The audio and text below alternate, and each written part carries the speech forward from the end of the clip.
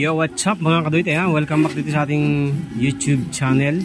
Yan, meron tayong isang subscriber na nag-message sa atin last week pa. At gusto rin niya mag-avail ng ating set of blower, fan blower. So, nagandahan daw siya sa gawa natin, kaya ito yung gusto niyang bilhin. Although marami naman siya Shopee na mabibili nito.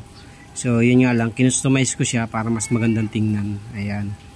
So, ito set ng blower, nag-customize tayo ito ng box. Ano po ito? Removable. Pag nasira, pwede mo siyang palitan. Tatanggalin mo lang yung dalawang screw na yan. Tapos, naglagay tayo ng speed controller, which is hiwalay talaga yan na bibili, at saka yung ating plug. Ayan.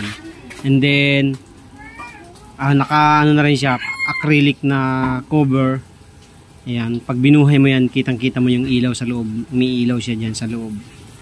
Ayan. So, ito yung kanyang pan, yung magic pan na ginagamit natin. 4,000 RPM yan. 1.2 ampere lang. 4,000 RPM. Ayan. 4 to 6,000 RPM yata yan. So, depende sa gagamitin yung controller. Kung mas mataas ang controller na gagamitin nyo, mas mataas ang ampere, mas malakas. Ayan. And then, kasama yung power supply natin. So, ang power supply natin ay ito. DC-DC adapter din to.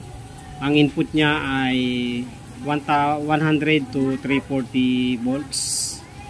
50 to 60 hertz. Ayan. Output niya, 12 volts. 2 ampere. Kaya po, itong kala natin talaga, napakatipid po sa kuryente niyan compare sa mga rice cooker. Ayan, 12 volts lang po yan. Ang output nito ay 2 ampere lang. At talagang matipid na matipid po sa kuryente. 12 volts lang siya. Hindi siya 220 volts. Ayan. So, ipapak na natin yan at ipapadala natin sa Imus lang. Kay sir, meron na siyang unit.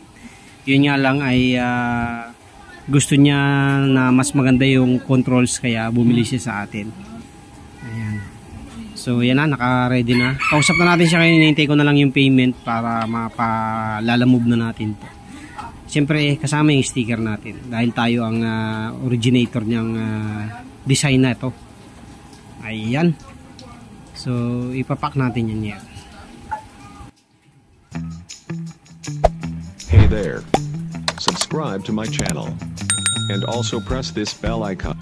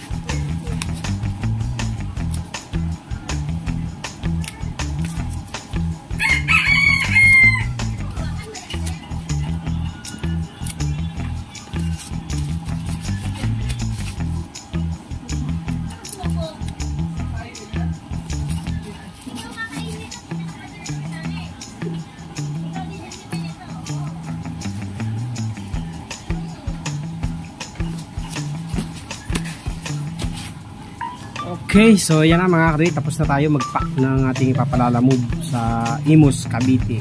Ayan.